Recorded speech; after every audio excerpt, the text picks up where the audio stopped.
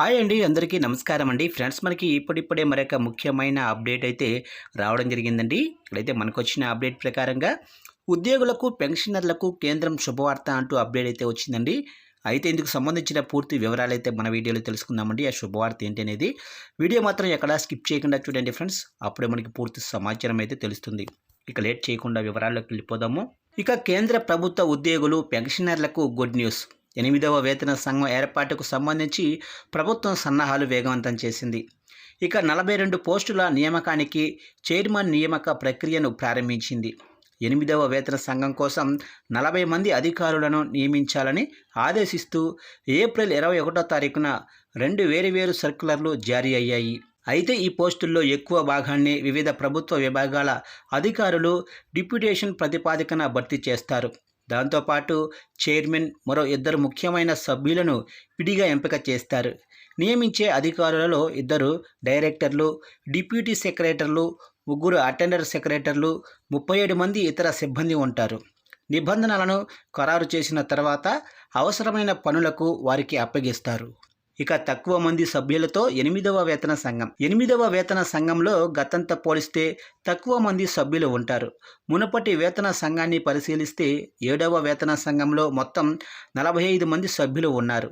ఇందులో చైర్మన్, 18 మంది సెక్రటేరియట్ సిబ్బంది, 16 మంది సలహాదారులు, 7 మంది ఇతర సిబ్బంది ఉన్నారు. ఇక 7వ వేతన సంఘానికి జస్టిస్ అశోక్ కుమార్ మాథుర్ నేతృత్వం వహించారు. 6వ వేతన సంఘంలో కూడా 4 సభ్యులు ఉన్నారు. కానీ సచివాలయంలో 17 మంది మాత్రమే పనిచేస్తున్నారు. 5వ వేతన సంఘంలో 3 సభ్యులు మాత్రమే ఉన్నారు. ప్రారంభ దశలో మొదటి వేతన కమిషన్లో 9 మంది సభ్యులు, 2వ వేతన సంఘంలో 6, 3వ, 4వ వేతన కమిషన్లో 5 చొప్పున సభ్యులైతే ఉన్నారు. మరోవైపు ఉద్యోగుల వైపు నుంచి కూడా సన్నాహాలు వేగంగా జరుగుతున్నాయి.